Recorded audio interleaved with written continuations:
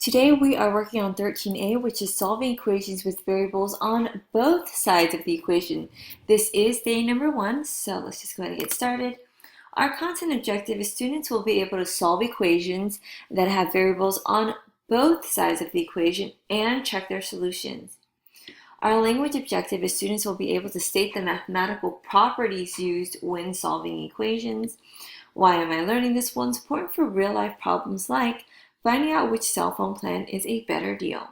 So, first of all, the idea behind solving any equation is to try to find the numerical value of the variable that creates a true statement. And that's why when we check our work, we're checking to see, do we end up with a true statement? Because if we do, then we know that the answer is correct. If we don't, then we know we did something incorrectly. So again, we're trying to find a true statement.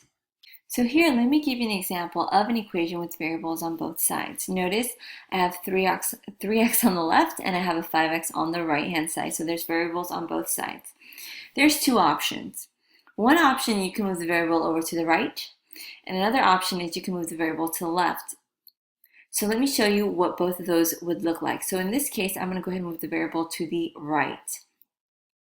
So I'm trying to move 3x to the right. I'm going to have to do the inverse of a positive 3x, which is a minus 3x, which is going to leave me with 7 equals. Here, you're going to get 2x minus 19.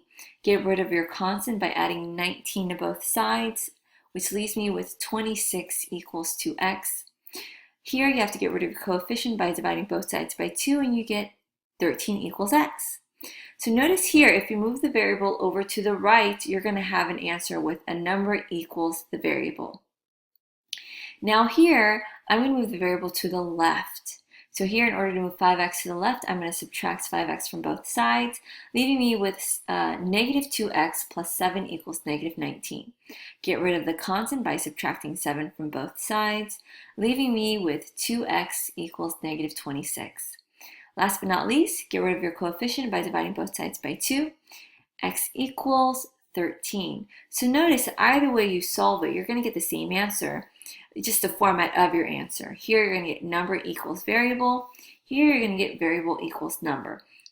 But the whole point of this slide is for you to understand that your first priority when you have variables on both sides is going to be to isolate the variable onto one side. And you're going to see some examples. There are some things that precede this, like distributing or combining like terms, but I want you to keep this in the back of your mind. If you have variables on both sides, you want to move the variable onto one side. So here, what I'm going to be showing you is I am going to choose to move the variable to the left as much as possible because you do prefer the variables on the left. That's how I notice most students prefer it because they like to see x equals, f equals, and not the other way around. So here, I'm going to go ahead and move, since I have variables on both sides, I'm going to move the variable over to the left. Here, in order to move a positive 3x, I'm going to have to subtract 3x from both sides, leaving me with 4x plus 5 equals negative 27. Now, the next step would be, can I distribute? Nope. Can I combine like terms? Nope. Can I get rid of a constant? Yes.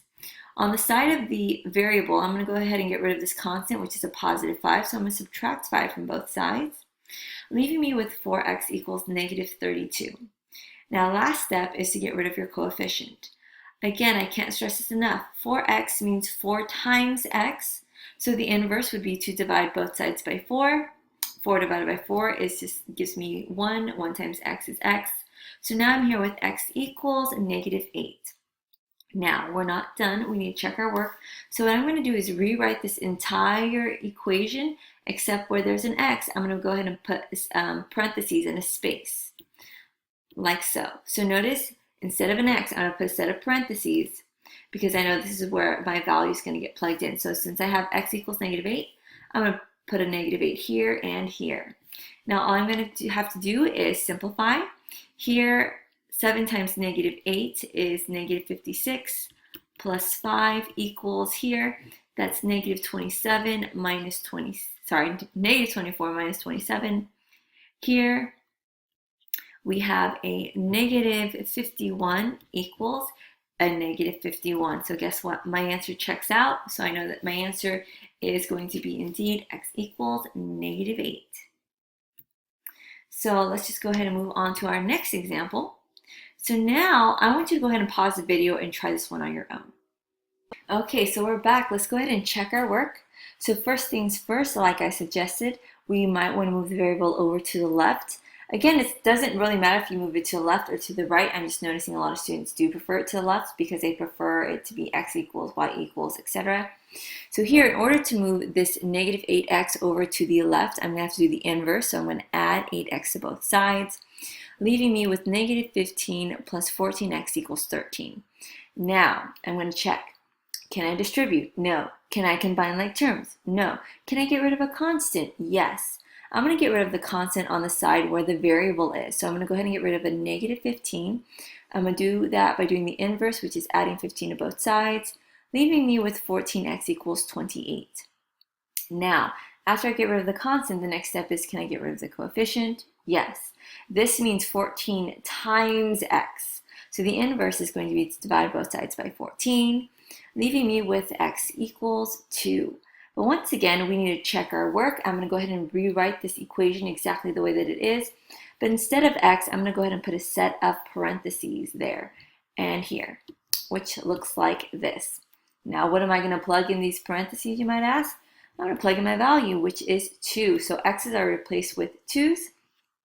Now I'm just going to simplify what I have. I have negative 15 plus 12 equals negative 16 plus 13.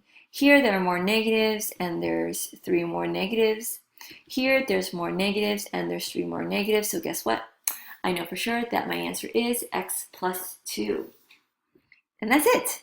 So now let's just keep going on and see how we do.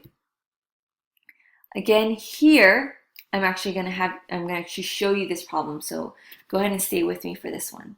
Notice, normally I move the variable to the left, but watch what happens. If I choose to move the variable to the left and subtract 4x from both sides, I'm going to be left with 2x minus 8 equals 0. And this is not wrong. However, for some reason, a lot of students have that struggle when they notice a 0 here. So what I'm going to suggest is a different step. Because if we do move this to the left, we end up with nothing on the right-hand side. So instead of doing that, let's save ourselves a step. And instead, let's move the variable over to the right instead, because we're allowed to do that. So if I want to move the 6x over to the right, I'm going to go ahead and subtract 6x from both sides, leaving me with negative 8 equals negative 2x. Last but not least, I'm going to go ahead and get rid of my coefficient by dividing both sides by a negative 2. And I'm left with x equals 4.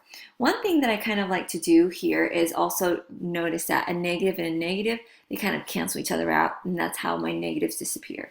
That's one way to think of it. If you'd like to use that method, great. If it doesn't work for you, feel free to just remember the same signs are positive, different signs are negative. Now, again, I need to check my work. So here I'm going to rewrite 6x minus 8 equals 4x, but instead of x's, I'm going to go ahead and put a set of parentheses, like so. And then in the parentheses, I'm going to go ahead and put the answer that I got, which was 4, into these parentheses. Now I'm just going to evaluate. 6 times 4 is 24 minus 8 equals 4 times 4, which is 16. 24 minus 8 is 16. 16 does equal 16, so I know for sure my answer is 4 equals x, or x equals 4. It means the same thing. So yet again, the reason why I try not to get you to move the variable to the right is because you end up with an answer like this, where the x is at the end instead of in the front. Is it wrong? By no means is it wrong. It's just something that most of my students aren't used to, but it's still the correct answer. So now let's go ahead and move on. Here, go ahead and pause the video and try this one on your own. Okay, so now we're back. So let's go ahead and do this problem. So you're going to notice here, if I move the variable to the left, I'm going to be left with nothing on the right-hand side. So instead of that, because I do want to have something left over, let's go ahead and move the variable to the right this time. So here, if we have x, the inverse would be to subtract x from both sides, leaving me with negative 25 equals 5x. So again, I'm going to ask if I can distribute. Nope. Can I combine like terms? Nope. Can I get rid of a constant? No. Here, my very last step would just be to get rid of my coefficient. This means 5 times x, so the inverse of that would be to divide both sides by 5. So I'm left with -5 equals x. Is this the same thing as x equals -5? Most definitely. But last but not least, I need to check my answer. I'm going to go ahead and rewrite this entire equation, but instead of x, I'm going to put a set of parentheses because that's going to remind me to plug in my value in for x. So x is -5, so I'm going to plug in -5 here and here. Now all I have to do is simplify. -5 minus 25 is -30. Okay, and 6 times -5 is -30. Guess what? It checks out. So I can confidently say that -5 equals x, or x equals -5 is the solution to this equation. So now we're just going to keep chugging along. Here we have a word problem. It says here, you can buy a skateboard for $60 from a friend and rent the safety equipment for $1.50 per hour. Or you can rent all items you need for $5.50 per hour. For how many hours will the cost be the same? The first thing I want to do is figure out what's something that's going to vary. So in this case, I'm going to say the hours are going to vary because depending on how many hours you rent will determine the price that you pay. So I'm going to go ahead and say, since the hours are going to vary, I'm going to pick a variable like h to represent the number of hours. Now what I'm going to do is consider my options. What if I buy the skateboard, okay, and rent those items, or if I decide to rent all of the items? So I can choose to buy it from a friend and rent, or I can rent all of it. Okay, those are my options.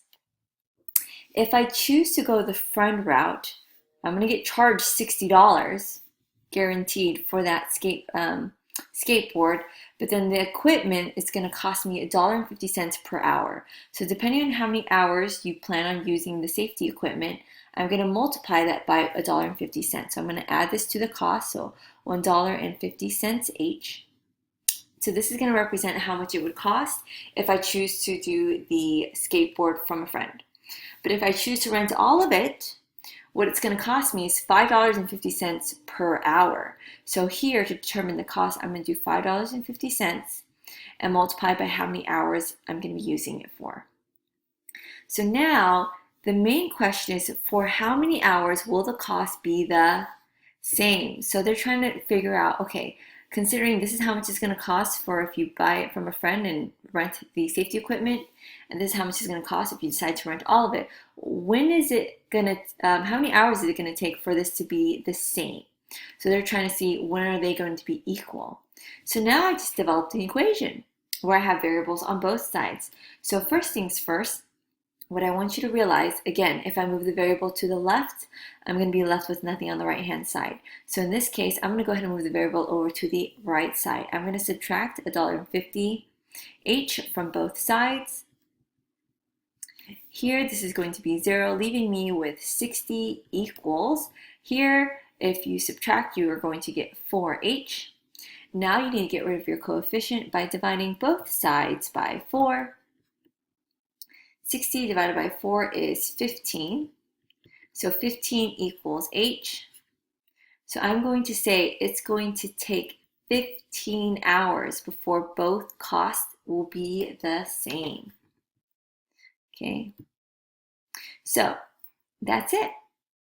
So now what I'm going to do is go ahead and let you try the next example on your own.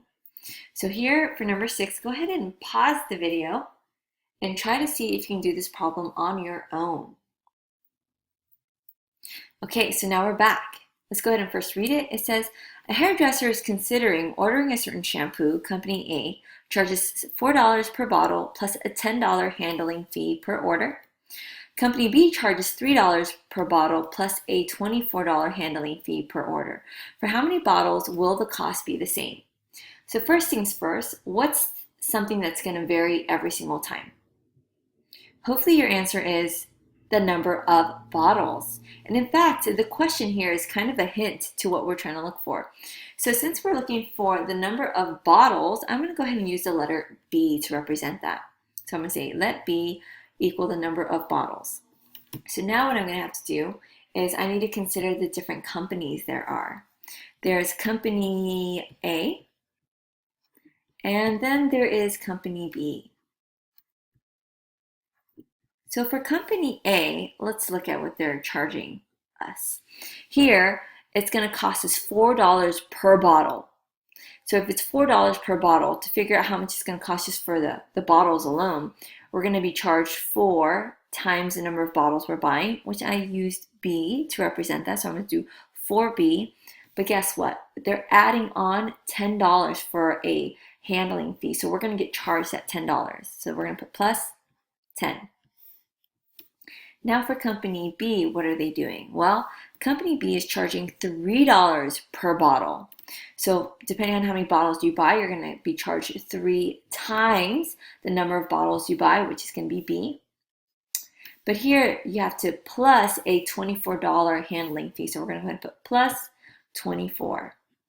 So the question again is, for how many bottles will the cost be the same? So I need to set them equal to each other. So here, since I have variables on both sides, my first goal is to isolate it to one side. Here, I can move it to the left because it won't leave me with the 0. So I'm going to go ahead and subtract 3b from both sides. They're kind of spread apart, but they mean the same thing. So here, this is going to leave me with b plus 10 equals, this is going to be gone. It's going to leave me with 24. I'm going to subtract 10 from both sides, leaving me with, this is 0, b equals 14. So to answer the question, it says for how many bottles will the cost be the same? I'm going to say the cost will be the same at 14 bottles. Okay? And that's it. So now, moving on to some more practice problems. Now, what if you were given something like this? Hopefully, the first thing that you see is we're going to have to distribute. So let's go ahead and do that. Distributing the 5 over, we're going to be left with 20 minus 5x. And on this side, distributing the 3 over, we're going to get 3x minus 15. So how did I get to this step? Well, I'm going to say I got to this step because I used the distributive property. Okay, so notice after each step, you're justifying what you did. Now, continuing on, here, what am I going to do? Since I have variables on both sides, I'm going to go ahead and move it over to the left.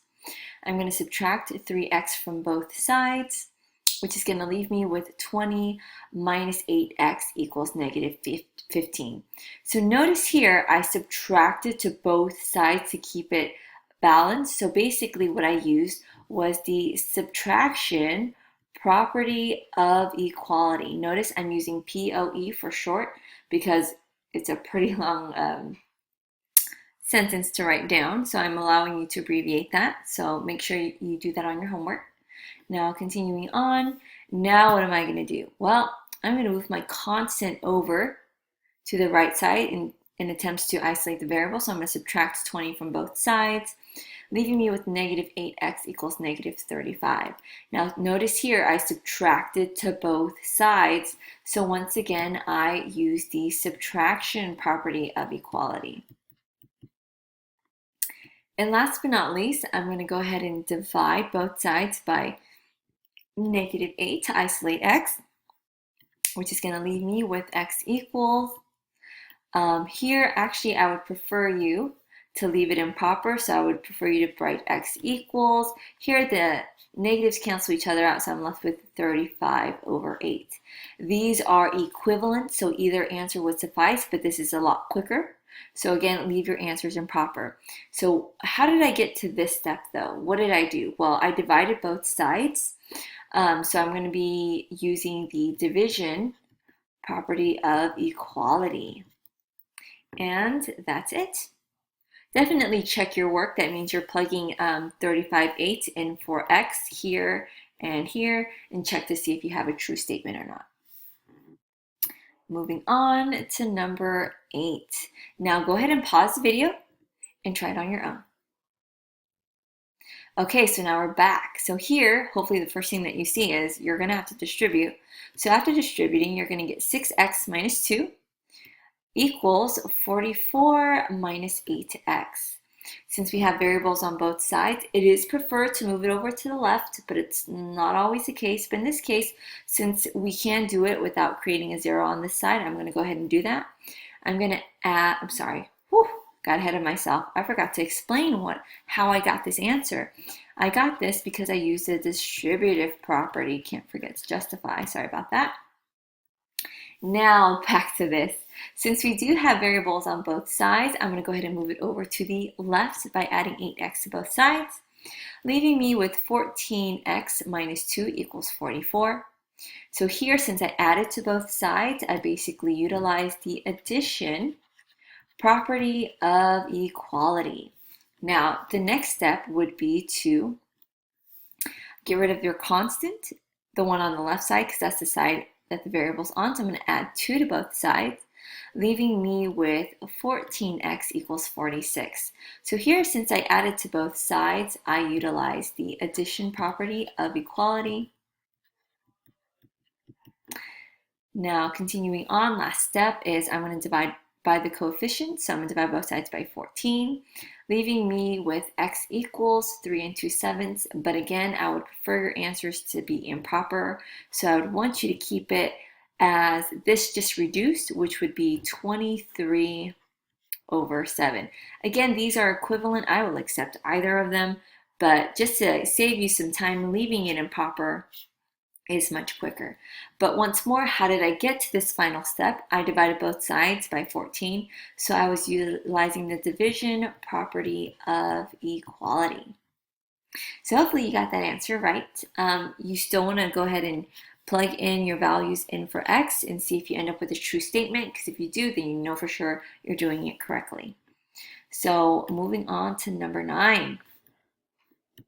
So hopefully looking at number 9, I'm hoping the first thing that comes to your mind is we're not going to distribute in this case. Here, I'm going to want to combine like terms. So I'm going to go ahead and do that. I'm going to combine we're going to combine a 2x with a positive 3x, which is going to leave me with 5x plus 17 equals 10x. So how did I get to this step? Well, because I combined like terms. I'm going to go ahead and justify that I was combining like terms. Space that out a little bit better. Terms. Now, back to work here. The next step would be to, since I have variables on both sides, is I want to isolate it to one side. Normally, I do prefer to move it to the left, but notice if I move this over to the left, there's going to be nothing left to this on this side. So instead, let's go ahead and move the variable over to the right. I'm going to go ahead and subtract 5x from both sides, leaving me with 17 equals 5x. Now, how did I get to this step? Well, since I subtracted to both sides, I was utilizing the subtraction property of equality. So next step here is I need to get rid of my coefficient. And the way I would do that, since 5x means 5 times x, I'm going to divide both sides by 5 because that's the inverse. So I'm going to be left with 17/5 equals x. But here, how did I get to this answer? Well, since I divided both sides by 5, I was utilizing the division property of equality. And we're done. So one more thing that I want to mention is this. If you take a look here, it says, John solved the equation below. With your shoulder partner, find his mistake and demonstrate a more efficient technique. So hopefully after looking at this example, number 1, he stacked, which is not something that we want to do.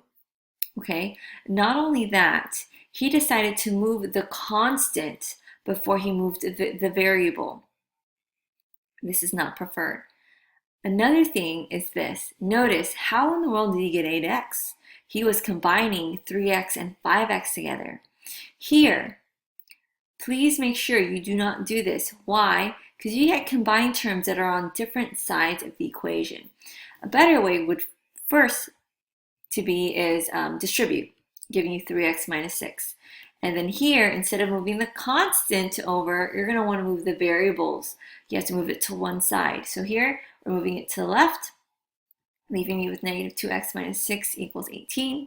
And then we would go about the same steps. Get rid of your constant, get rid of your coefficient, and then you get the correct answer. So again, notice you want to collect the variables onto one side first, and second, you cannot combine like terms across an equal symbol. You can only combine like terms if they're on the same side of the equal sign. So keep that in mind. Well, that concludes our lesson for today. Hopefully you were able to understand and learn how to solve equations with variables on both sides of the equation. So now you have a chance to get started on your homework. Again, thank you for tuning in. Until next time, bye.